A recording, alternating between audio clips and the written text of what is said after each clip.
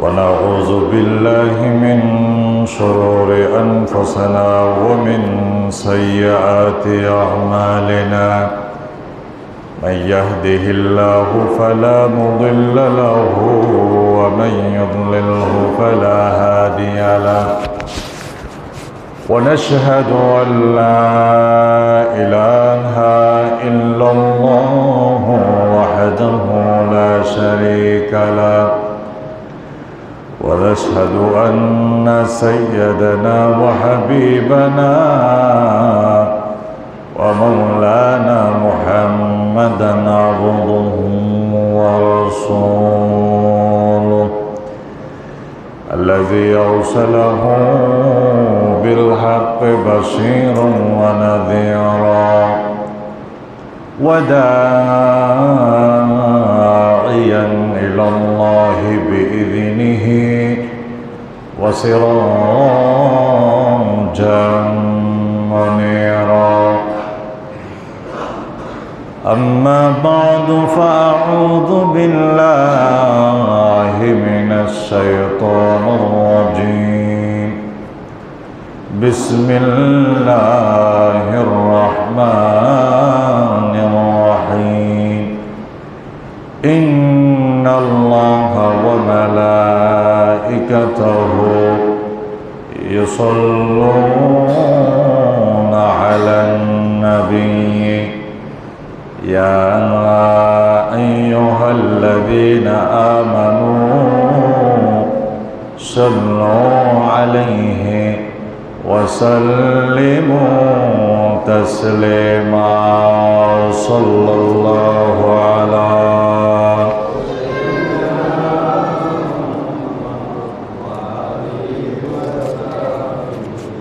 اللهم صل على مولانا محمد وعلى آله مولانا محمد اللهم صل على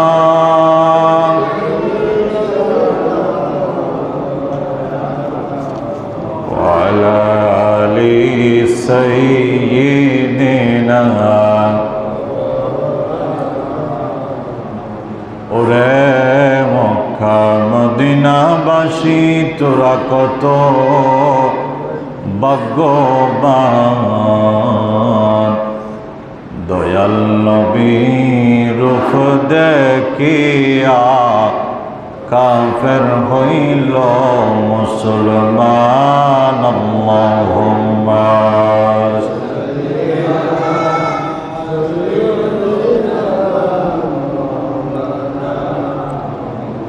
وعلى آل سيدنا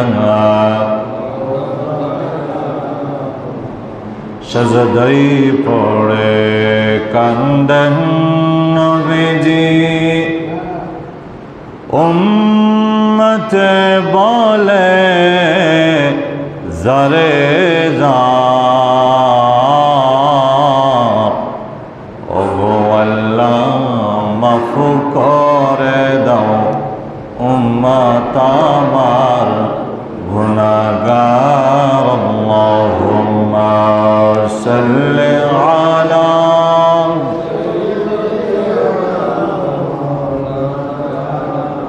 ওয়ালা আলি সাইয়্যিদিনা সালাতুন ইয়া রাসূলুল্লাহ আলাইকুম محمد मुस्तफा जाने खुदा को खुदा जाने मुहम्मद मुस्तफा को सलात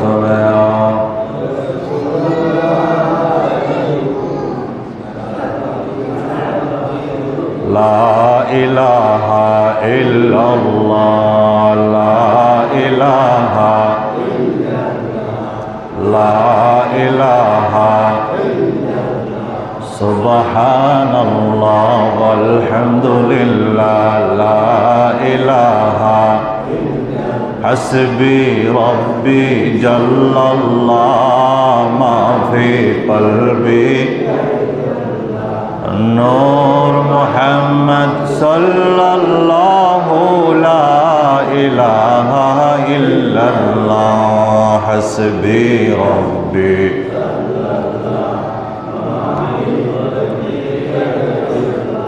نور محمد صلى الله لا إله إلا الله محمد رسول الله صلى الله عليه وسلم أعوذ بالله من الشيطان الرجيم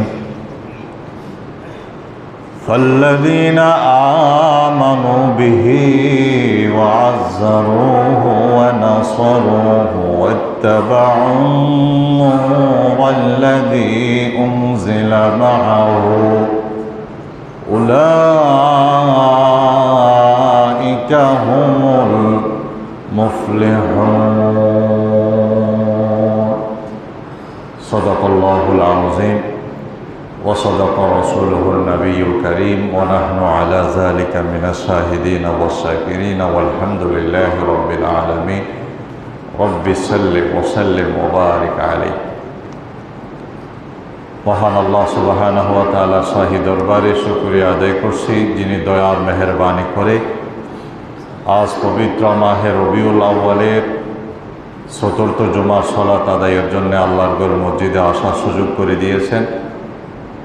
সেজন্য মহান রব্বে কারিমের দরবারে কালিমাতুশ শুকর আদায় করি, পড়ি আলহামদুলিল্লাহ।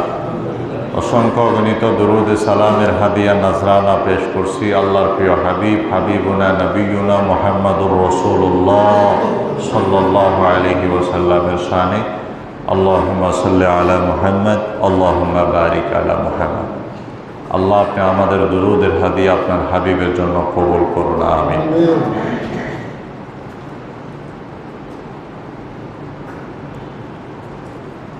রসুল করিম সাল্লাল্লাহু আলাইহি ওয়াসাল্লামের একখানা হাদিস ও মুবারক আপনাদের সামনে পেশ করতে চাই। হাদিসকে সামনে রেখে আজকে আল্লাহর হাবিবের শান মান নিয়ে আলোচনা করব। আল্লাহ পাক আমাদের নবীর প্রতি আমাদের আসমত মোহাব্বত এতাআত যেন আগের তুলনায় আমাদের অন্তরে আরো বেশি করে দান করে, আল্লাহুম্মা আমিন। হাদিসটা বর্ণনা করেছেন হযরত আবু সাঈদ রাদিয়াল্লাহু তাআলা আনহু। তিনি বলেন, আল্লাহর হাবিব সাল্লাল্লাহু আলাইহি ওয়াসাল্লাম বলেছেন, আনা সাইয়্যিদু ওয়ালদ আদম ইয়াউমাল কিয়ামাহ।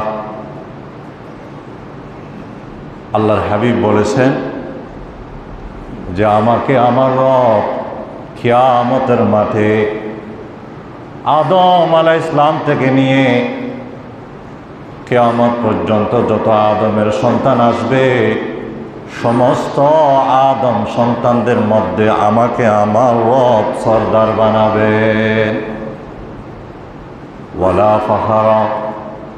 নবীজি বলেন, এটা আমি অহংকার করে বলছি না, এটা আমি আমার রবের শুকরিয়া স্বরূপ বলছি।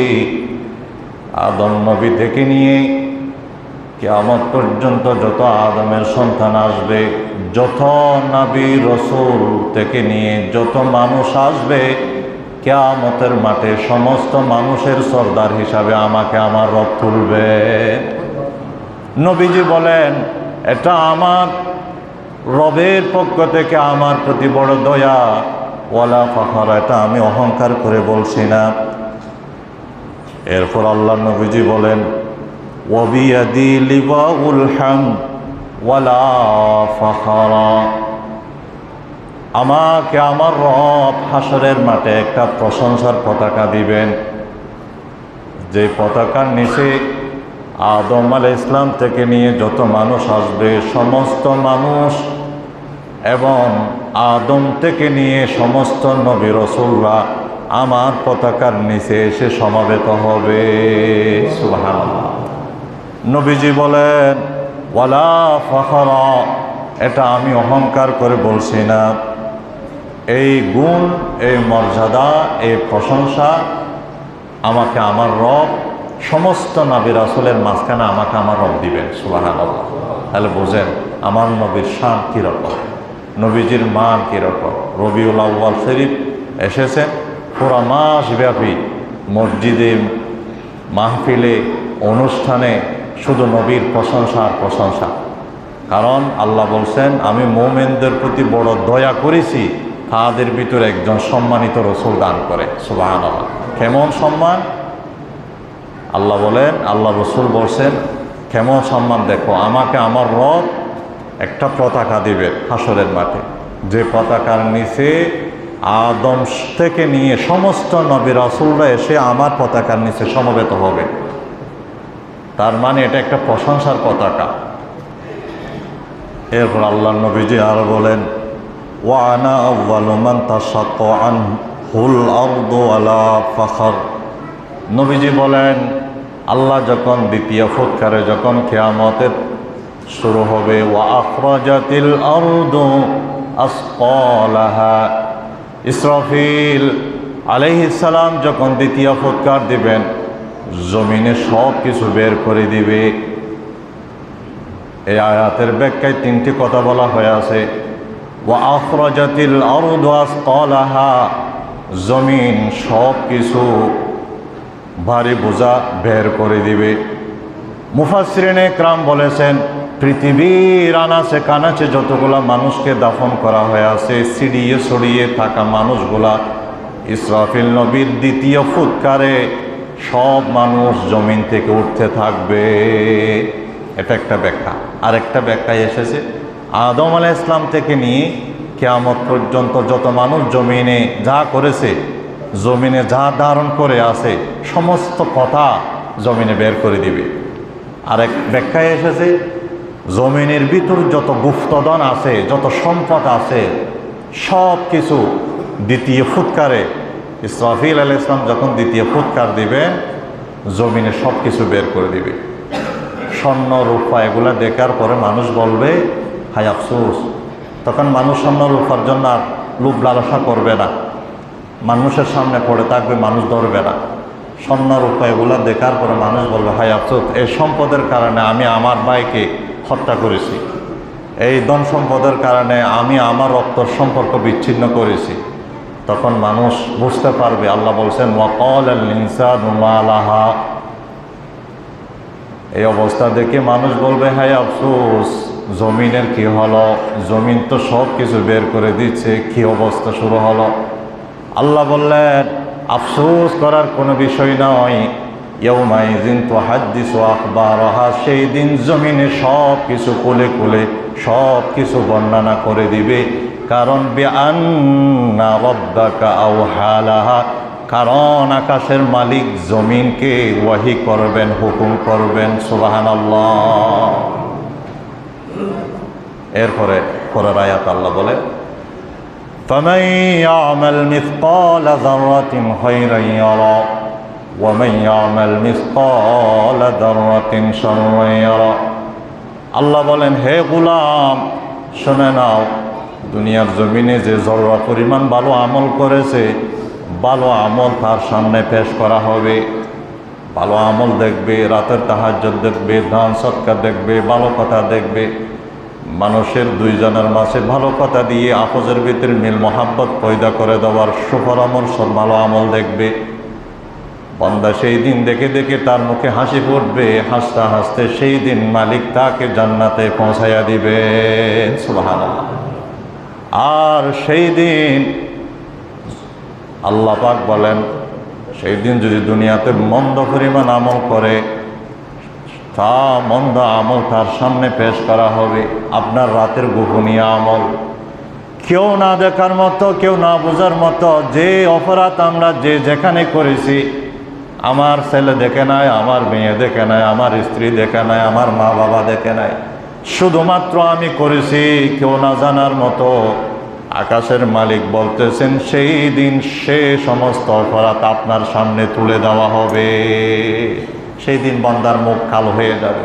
কালো হলে আফসোস করলে সেটা কোনো লাভ হবে না। তা আল্লাহ বলছে, আল্লাহ বলেন, দ্বিতীয় ফুৎকার যখন দেওয়া হবে, মানুষ খবর থেকে উঠবে যাকে যেখানে দাফন করা হয়েছে, কিন্তু সব মানুষ ওঠার পূর্বে আমার নবীকে তোলা হবে। সুবহানাল্লাহ, আমার নবীজি সেটা বলছেন, ওয়া আনা আউয়ালু মান তাশাক্কু আনহুল আরদ ওয়ালা ফাখরা। আমার রব আমাকে জমিন থেকে সর্বপ্রথম আমাকে তুলবেন। এটা আমার বড়ত্ব, এটা আমি অহংকার করে বলছি না, এটা আমার রব আমাকে দান করবেন। সুবহানাল্লাহ। তাহলে নবীজির শান, নবীজির মান কত বড়। সমস্ত নবী রাসূলরা আমার নবীর পতাকার নিচে এসে সমাবেত হবে। এরপরে হাদিসের পরের অংশে আল্লাহর নবীজি বলেন, ওয়া আনা আউয়ালু শাফিঈন, আমি হাসরের মাঠে সর্বপ্রথম সমস্ত মানুষের জন্য শাফাআত করব। কিয়ামতের মাঠ যখন শুরু হবে, সমস্ত মানুষ এক এক নবীর কাছে যাবে। সর্বপ্রথম আদম নবীর কাছে যাবে। আদমকে গিয়ে বলবেন, ও আদম, আপনি একটু আল্লাহকে বলেন আল্লাহ যেন হাসরের বিচার হিসাব নিকাশ শুরু করে দেয়।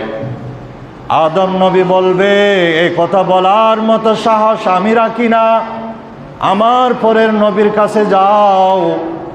এরপরে সমস্ত মানুষ দ্বিতীয় নবীর কাছে যাবে, উনি এই কথা বলবেন। বলতে বলতে বলতে সমস্ত নবী রাসূলের কাছে সমস্ত উম্মতরা দলবদ্ধ হয়ে যাবে এ কথা বলার জন্য, আল্লাহ যেন হিসাব নিকাশ যেন শুরু করে দেয়। কিন্তু কেউ সাহস করবে না এ কথা মালিকের কাছে বলার জন্যে। আস্তে আস্তে আমাদের পূর্বের নবী ঈসা আলাইহিস সালামের কাছে যাবেন। ঈসার কাছে গিয়ে বলবো, ও ঈসা নবী, আপনি একটু আল্লাহকে বলেন আল্লাহর জন্য আমাদের হিসাব নিকাশ শুরু করে দেয়। ঈসা আলাইহিস সালাম বলবে, আমার দ্বারা সম্ভব না। ওই যে একজন নবী একটা জায়গায় পড়ে কান্না করতেছে, সেই নবীর কাছে তোমরা চলে যাও। সবাই দূর দিয়ে আমার নবীর কাছে চলে যাবেন। আমার নবীকে গিয়ে বলবে, আমার নবী বলবেন, তোমরা ঠিক জায়গায় এসেছো, ভালো স্থানে এসেছো, আজ আমি তোমাদের জন্য আল্লাহর কাছে শাফাআত করব। এই কথাটা আল্লাহর নবীজি বলেছেন, আউয়ালু শাফি, আমার কাছে যখন আসবে আমি সর্বপ্রথম যে সাহসটা নবী রাসূলরা করে নাই সেই সাহসটা আমি করব। অতএব আমি আল্লাহর কাছে বান্দার হিসাব নিকাশের জন্য শাফাআতের অভিযোগ আবদার সোয়ালটা আমি আমার রবের কাছে করব। সুবহানাল্লাহ। এটা মাত্র হাসরের মাঠে আমার নবী করতে পারবে। আল্লাহ রাসূল বলেন, ওয়া আউয়ালু মুশাফফাইন, অতএব আমার রব আমার কথাকে অড্র করবে না, ফেলে দিবে না, সাথে সাথে আমার রব কবুল করে নেবেন। সুবহানাল্লাহ, সুবহানাল্লাহ। এরপরে বিচার হিসাব নিকাশ শুরু হবে। হিসাব নিকাশ শুরু হবার পরে জান্নাতীদেরকে জান্নাতি দিবেন, জাহান্নামীদেরকে জাহান্নামে দিবেন। নবীজি তারপরে কান্না করবেন, নবীজি তারপরে কান্না করবেন। আল্লাহ বলবেন, নবী, আমি তো আপনাকে অনেক কাঁদাইছি। দুনিয়াতে আসার পূর্বে আপনার বাবাকে আমি নিয়েছি, দুনিয়াতে আসার পর মাকে নিয়েছি, এরপরে আপনার দাদাকে নিয়েছি, এরপরে মক্কার 13 বছরে আপনাকে অনেক কাফেররা কষ্ট দিয়েছে, অনেক কাঁদাইছি। তায়েফের ময়দানে আপনি কান্না করেছেন, উহুদের ময়দানে নবী বহু কাঁদা কেঁদেছেন। আজ হাসরের মাঠে আপনাকে কাঁদতে দেব না, আপনি যাই বলবেন আমি রব আপনার সব অভিযোগ কবুল করে নিব। আল্লাহ বলেন, ওয়ালা সাউফা ইউতিকা রাব্বুকা ফাতারদা, নবী যতটুকু বলবেন, যাই বলবেন সব কিছু কবুল করা হবে। আজ আপনার কথাকে ফেলে দেওয়া হবে না, যাই বলবেন তাই আমি আকাশের মালিক কবুল করে নিব। তো নবী সুযোগ পাওয়ার পরে বলবে, আল্লাহ আমার একটা উম্মত যেন জাহান্নামে থাকতে পারবে না, যার কলবে যাররা পরিমাণ ঈমান থাকবে তাকে আমি আজকে জাহান্নাম থেকে জান্নাতে নেওয়ার জন্য চাই। তা আল্লাহ তাআলা বলবেন, হাবিব, যদি এই হয় আপনার আশা আকাঙ্ক্ষা, তাহলে আপনি ইনতালিক ইলান্নার, জাহান্নামের কাছ দিয়ে একটু হাঁটেন। নবীজি হাঁটবেন, হাঁটার পরে জাহান্নামের ভিতর মানুষ জ্বলতে দেখবে। আল্লাহর নবী আল্লাহর নবীর উম্মতকে চিনবেন, নবীজি বলছেন, যার অন্তরে জর্রা পরিমাণ ঈমান থাকবে, আমি রসুল জাহান্নাম থেকে তুলে হাউজে কাউসারের পানি দিয়ে গোসল করে তাকে আমি জান্নাতে পৌঁছায়া দিব।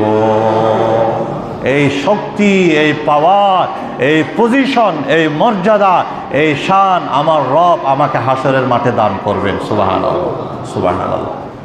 আরও মজার বিষয়, এরপরে অংশে আল্লাহ নবীজি বলছেন, ওয়া আনা আউয়ালু মাই ইউহাররিকু খালকাল জান্নাতি ফায়াফতাহুল্লাহু লি। আল্লাহু আকবার। নবীজি বলছেন, আমার রব আমার জন্য আমি সর্বপ্রথম জান্নাতের দরজায় গিয়ে খাড়া দিব, নাড়া দিব। এরপরে জান্নাতের যিনি দারোগা থাকবেন তিনি বলবেন, আপনি খেয়ে। তখন আল্লাহ নবী বলবেন, ফানা মুহাম্মদ, আমি হলাম মুহাম্মদ। তখন ওই দারওয়ান বলবে, ও আল্লাহ নবী, আমি আপনার জন্য এতক্ষণ অপেক্ষা করতেছি, আপনি যতক্ষণ আসবেন না ততক্ষণ জান্নাতের দরজা খোলা হবে না। আপনি ঢুকবেন, তারপরে অন্যান্য নবী ঢুকবে। এরপরের অংশে আল্লাহ নবীজি বলেছেন, আদম থেকে নিয়ে আমি পর্যন্ত যত নবী রসুলের উম্মত আছে সমস্ত উম্মতের জন্য জাহান্নামে ঢোকা হারাম করে দিবেন যতক্ষণ না আমার উম্মত জান্নাতে ঢুকবে না। আমার উম্মত যতক্ষণ জান্নাতে ঢুকবে না, অন্যান্য কোনো নবীর উম্মত আমার উম্মতের আগে ঢুকতে পারবে না। এই পাওয়ার, এই পজিশন, এই মর্যাদা আমার রব আমাকে দান করেছেন। সুবহানাল্লাহ। এরপর আল্লাহ নবী যারা বলছেন, ওয়া মাইয়া ফুকরাউল মুমিনিন,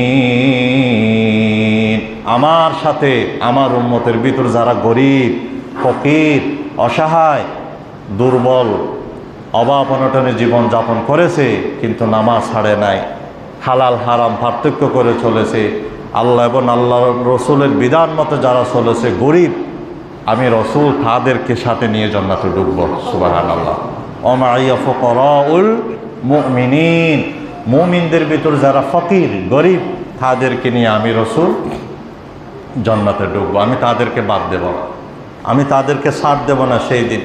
এই জন্য গরিবদের জন্য সুসংবাদ, তবে ওই গরিব যে গরিব নামাজ ছাড়ে নাই, অভাব অনটন এসেছে, হালাল হারাম বাদ দেয় নাই, হালাল হারাম করে জীবন পার্থক্য করে জীবন চালিয়েছে এবং দুনিয়ার জীবনটাকে আল্লাহর হুকুম দিয়ে নবীজির সুন্নতের রং দিয়ে যারা সাজিয়েছে, ওই অসহায় দুর্বল মানুষগুলাকে নবীজির সাথে করে জান্নাতে নিয়ে নেবেন। সুবহানাল্লাহ, সুবহানাল্লাহ। সালাতুন ইয়া রাসূলুল্লাহ আলাইকুম সালাম আলাইকুম সালাতুন ইয়া।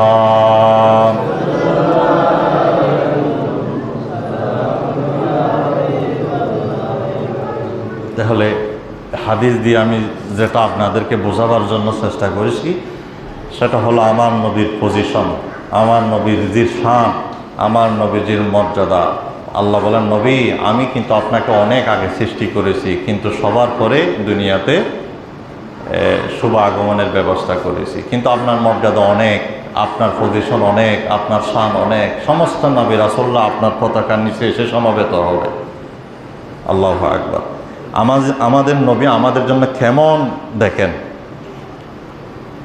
আল্লাহ নবীজি বলছেন, এটাই একটা হাদিস। আল্লাহ নবী বললেন, হায়াতি খায়রুল লাকুম ওয়া মামাতি খায়রুল লাকুম। নবীজি বললেন, আমার হায়াত তোমাদের জন্য মঙ্গলময়। হায়াতি খায়রুল লাকুম, আমি রসুল দুনিয়াতে জীবিত থাকা, দুনিয়া থেকে আড়াল হওয়ার পূর্বে দুনিয়াতে জীবিত থাকা, এটা তোমাদের জন্য মঙ্গলময়। ওয়া মামাতি খায়রুল লাকুম, এবং আমি দুনিয়া থেকে যাওয়ার পরও আমার পরকালের জীবনও তোমাদের জন্য মঙ্গলময়। সুবহানাল্লাহ। তার মানে হাদিস থেকে বোঝা যায় নবীজি দুনিয়াতে থাকতে, দুনিয়াতে জীবিত অবস্থায় থাকতে সাহাবীরা নবীজির কাছে বিভিন্ন অভিযোগ নিয়ে যাইতেন, নবীজি সমাধান দিতেন, নবীজির কাছ থেকে তারা উপকার পেয়েছে। তো নবীজি বললেন, আমি দুনিয়াতে থাকতে যেমন তোমাদের জন্য মঙ্গলময় ছিলাম, আমি দুনিয়া থেকে যাওয়ার পরে তোমাদের জন্য মঙ্গলময়। আমি মরা না, আমি জীবিত আছি, শুধু জায়গাটা পরিবর্তন হয়েছে। এই জন্য মুসলমান মরে না, এই জন্য ইন্না লিল্লাহি ওয়া ইন্না ইলাইহি রাজিউন ইন্তাকাল করেছেন বলি আমরা। ইন্তাকাল মানে পরিবর্তন হওয়া, একটা জায়গা থেকে আরেকটা জায়গায় আমরা পরিবর্তন হয়েছি, আমাদের জীবন সেখানেই আছে, মরি নাই, জীবন পরিবর্তন হয়েছে, উপর থেকে নিচে গেছি। তো নবীজি বলেছেন দুনিয়া থাকতে তোমাদের জন্য মঙ্গলময় ছিলাম, আমি পরকালও তোমাদের জন্য মঙ্গলময় আছি। কেমনে? নবীজি বলছেন ফাইদা আনা মৃত্যু, আল্লাহ নবী বললেন আমার যখন ইন্তেকাল হবে, উরিজাত আলাইয়া আমালুকুম, তোমাদের সমস্ত আমল আমার কাছে পেশ করা হয়। সুবহানাল্লাহ। আমরা দুনিয়াতে যত আমল করি সমস্ত আমল নবীজির দরবারে পেশ করা হয়।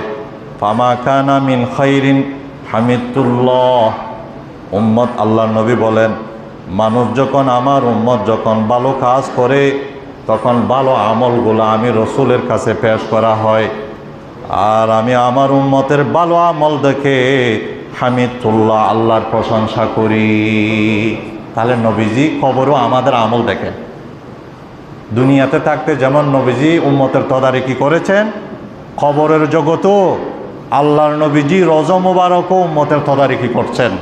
আল্লাহর নবীজি রোজা শরীফে জিন্দা, এজন্য নবীজি ভালো আমল দেখে আল্লাহর প্রশংসা করেন। সুবহানাল্লাহ।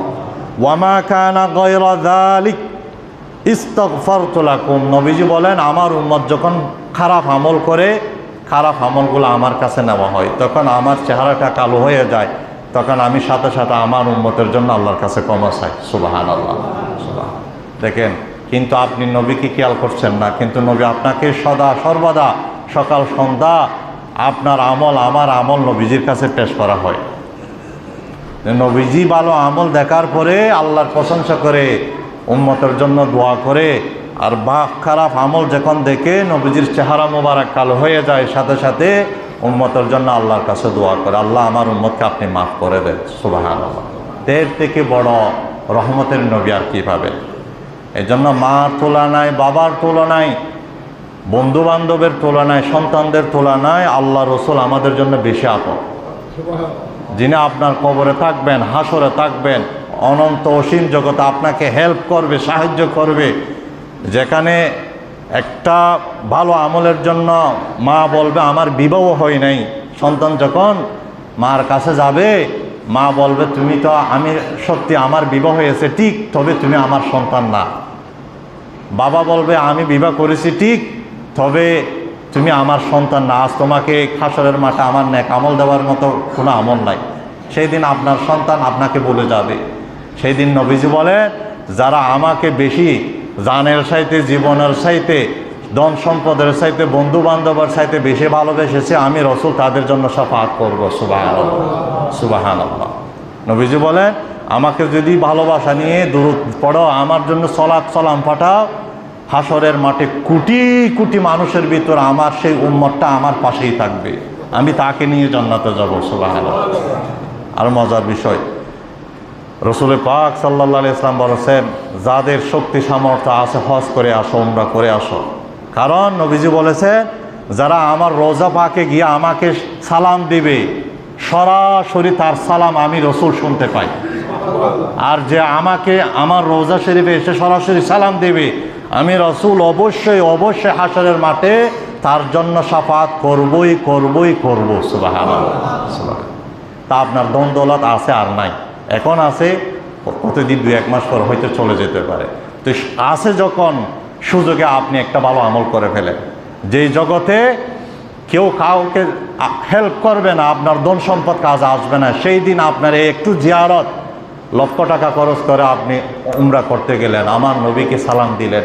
আমার নবীজি বলেন আমাকে সরাসরি রোজার পাশে এসে সালাম দিলে আমি সরাসরি সেই সালাম শুনতে পাই, আমি সালামের উত্তরটা নিজে দিয়ে দিই। সুবহানাল্লাহ।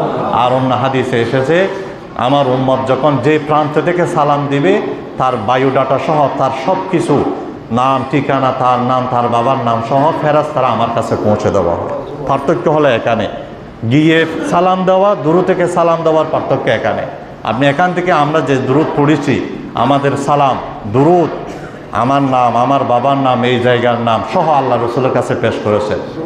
এই কথা আল্লাহ রসুল বলেছেন, ইন্না লিল্লাহি মালাইকাতান সাইয়াহিনা ফিল আরদ। আল্লাহর কতগুলা ফেরেশতা আছেন যারা পৃথিবীতে শুধু বিচরণ করেন, দৌড়তে থাকেন, ঘুরতে থাকেন, কোথায় কোন জায়গায় নবীর প্রতি দরুদ সালাত পেশ করছে, সেই সালামের হাদিয়াটা আমার নবীজির কাছে পেশ করা হয়। আর আপনি যখন সরাসরি গিয়ে দিবেন, নবীজি বলেন আমি ডাইরেক্ট শুনতে পাই এবং তার সালামের উত্তর আমি দিয়ে দিই। তার জন্য পুরস্কার হলো আমি রসুল হাসরের মাঠে শাফাআত করব। আল্লাহু আকবার। এই জন্য নবীজি বলেছেন যে যতক্ষণ পর্যন্ত ধন সম্পদের তুলনায়, ছেলে মেয়ের তুলনায়, বউ বেটির তুলনায়, বন্ধু বান্ধবের তুলনায় আমি রসুলের ভালোবাসা, মহাব্বত, আজমত, অনুসরণ, অনুকরণ যতক্ষণ তোমাদের হবে না, ততক্ষণ আমার পিওর খাঁটি উম্মত হিসাবে তুমি দাবি করতে পারবে না। এই জন্য আপনি লা ইলাহা ইল্লাল্লাহ মুহাম্মাদুর রাসূলুল্লাহ পড়েছেন মানে একথা বলে দিয়েছেন, আমার জীবনে মা বাবার তুলনায়, ধন সম্পদের তুলনায়, বন্ধু বান্ধবের তুলনায় আল্লাহ এবং আল্লাহ রসুল অনেক উপরে। সুবহানাল্লাহ। আমি তাদের সব কাজকে তালাক দিতে পারি, কিন্তু আল্লাহ এবং আল্লাহ রসুলের বিধিবিধান, অনুসরণ, মায়া, মোহাব্বত তালাক দিতে পারি না, আমার কাছ থেকে সরাই দিতে পারি না। কালিমা পড়েছেন মানে এটা আপনি শপথ করে নিয়েছেন। আপনার কাছে জীবনের তুলনায়, ধন সম্পদের তুলনায় আল্লাহর বিধান, রসুল্লাহর সুন্নাত বেশি হতে হবে, আমার আপনার কাছে বেশি হতে হবে। এটা কালিমা আপনার কাছে চাই। এই রসুলের প্রতি ঈমান আনা, এটা আপনার কাছে রসুল চাই। আমার নবীজির মান মর্যাদা দেখে, নবীজির খাওয়া, নবীজির শক্তি, শান, মান আল্লাহ কেমন দিয়েছে। যে নবীজি আল্লাহর সাথে দিদার করতে যাবে, এই জন্য আল্লাহ তাআলা আখরাজাল্লাহু লাহুল আম্বিয়া মিন কুবুরিহিম ইলাল মসজিদিল আকসা, সমস্ত নবী রাসূলদেরকে নিজের রওজা শরীফ থেকে সবাইকে তুলে মসজিদে আকসায় উপস্থিত করালেন, শুধু নবীর সম্মানার্থে। সুবহানাল্লাহ। নবী আমার সাথে দেখা করবে, একটি জায়গায় এসে সেখান থেকে উরুস করবে। এই জন্য আমার নবীর সম্মানার্থে পৃথিবীতে যত নবী রসুল এসেছেন, সমস্ত নবী রসুলকে রওজা থেকে তুলে, কবর থেকে তুলে, রওজা থেকে তুলে ইলাল মসজিদিল আকসা, মসজিদে আকসায় উপস্থিত করালেন। আর মজার বিষয় হলো সুম্মা আকদামাহুল জিবরাইল, আমার নবীকে জিবরাইল হাত ধরে সামনে আগাইয়া দিলেন। ফাসাল্লা বিহিম, সমস্ত নবী রসুলদের ইমামতি করলেন। সুবহানাল্লাহ। এর চাইতে বড় নবী, এর চাইতে বড় শান, মান আর কি হতে পারে। এই জন্য নবীজির সুন্নত, নবীজির আদর্শের ভিতর শান্তি, একতা বিশ্বাস রাখা। দুনিয়াতে যত শান্তি আপনি যেখানে শান্তির জন্য যেখানে যাবেন, আল্লাহ এবং আল্লাহ রসুলের তরিকার ছাড়া কোথায় শান্তি পাবেন না। একমাত্র আল্লাহ শান্তি রেখেছে আল্লাহ এবং আল্লাহ রসুলের তরিকার ভিতর। আল্লাহ পাক আমাকে আপনাকে আল্লাহর নবীর প্রতি মহাব্বত, আসমত, এতাআত যেন আমাদের অন্তরে দান করে। আল্লাহুম্মা আমিন। আমরা যারা সুন্নাত আদায় করিনি, সারাটা সুন্নাত